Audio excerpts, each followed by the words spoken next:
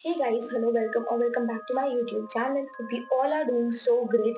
सब बहुत मजे में होंगे, सबकी हेल्थ बहुत अच्छी होगी। सबसे पहले सबको राधे राधे। तो देखो, इस चैनल पे ना आपको बहुत सारी वीडियोस मिल जाएंगी देखने के लिए, पर एक जॉनरा ऐसा भी है जिसको कि हमने बिल्कुल भी ट्राई नहीं किया है, दैट इज हॉरर जॉनरा।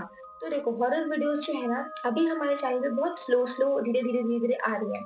जैसे कि I have started with reading horror text, ठीक है, तो वो सब है। और बहुत सारे लोगों ने मेरे को इंस्टाग्राम पे डीएम किया कि आप प्लीज अकाई ओना की स्टोरी को कवर करो, हमारे साथ शेयर करो, ठीक है। तो हियर इज द वीडियो। तो आज हम लोग बात करने वाले हैं अकाई ओना के बारे में कि अकाई ओना है क्या, ये किस चीज का नाम है, कहाँ से इसका ओरिजिन हुआ एंड सब कुछ। तो बात करते हैं आज की वीडियो के बारे में। अकाई ओना। अकाई ओना माना जाता है कि जापान की एक अर्बन लेजेंड है, जो कि अगर आपको देख ले या अगर आपकी मुलाकात उसके साथ हो जाए तो वो आपको इस दुनिया से गायब भी कर सकती है। तो कुछ ऐसा ही सेम इंसिडेंट हुआ जापान के ही रहने वाले ओनाकी के साथ।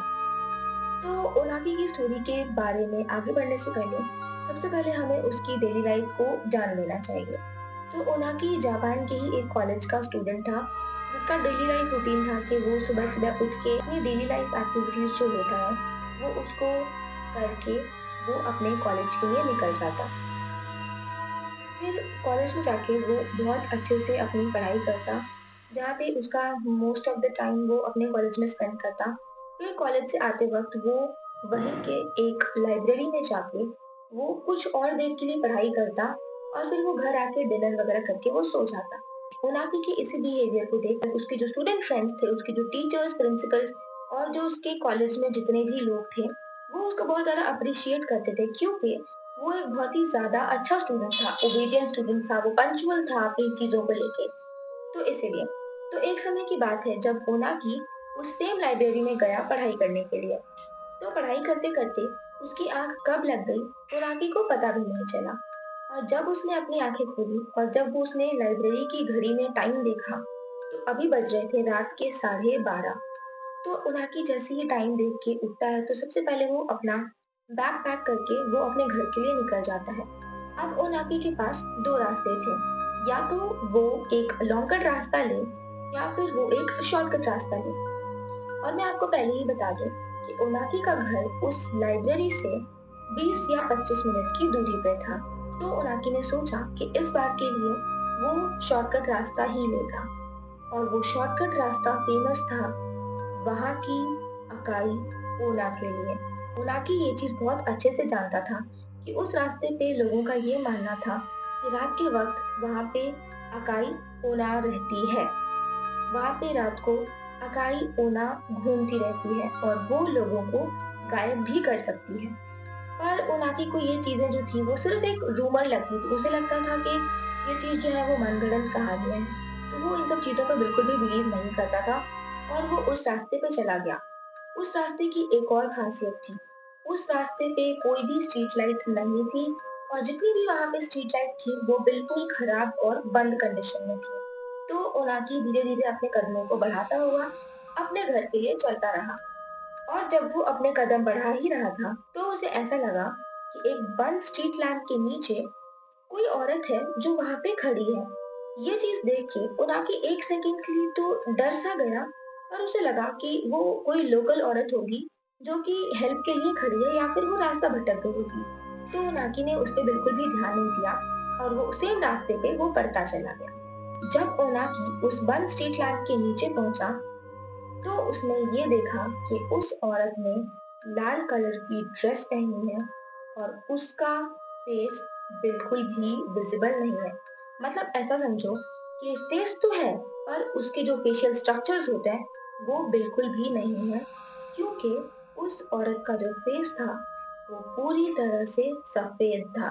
तो ये चीज़ देख के पुनाकी को 1 सेकंड भी नहीं लगा ये समझने में कि वो औरत कोई और नहीं बल्कि अकाई ओना है। और ओनागी को ये एक चीज़ बहुत अच्छे से पता थी कि अगर आप अकाई ओना से आई कॉन्टैक्ट नहीं करते हो, तो वो आपको कुछ भी नहीं करती है। पर जैसे ही ओनागी ने उस औरत को क्रॉस करा, उसे ऐसा फ़ील हुआ कि उससे किसी ने पीछे से आवाज़ लगाई। और यही ओनाकी की सबसे बड़ी गलती थी। उसको जैसे ही लगा कि किसी ने उसको आवाज लगाई है, वो तुरंत पीछे की ओर पलट गया और जैसे ही ओनाकी पीछे मुड़ता है, तो उसने देखा कि वहां पे तो कोई भी नहीं है जो उसे आवाज दे सकता हो। और तो और वो जो औरत थी, वो भी वहां पे नहीं थी।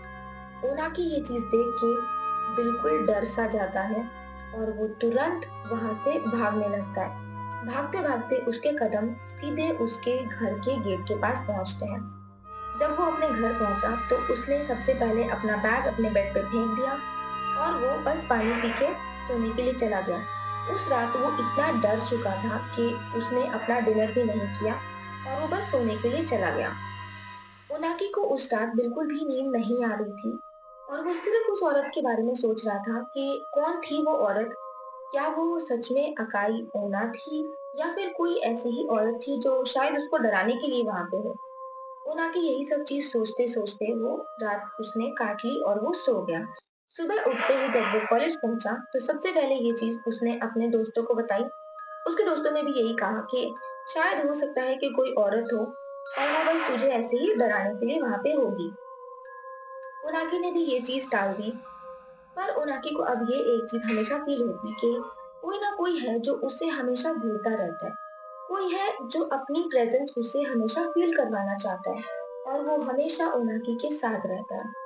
जैसे कि अगर ओनाकी लाइब्रेरी में पढ़ने जाता या फिर अपने कॉलेज में रहता, तो उसे हमेशा किसी ना किसी की प्रेजेंस फील होती।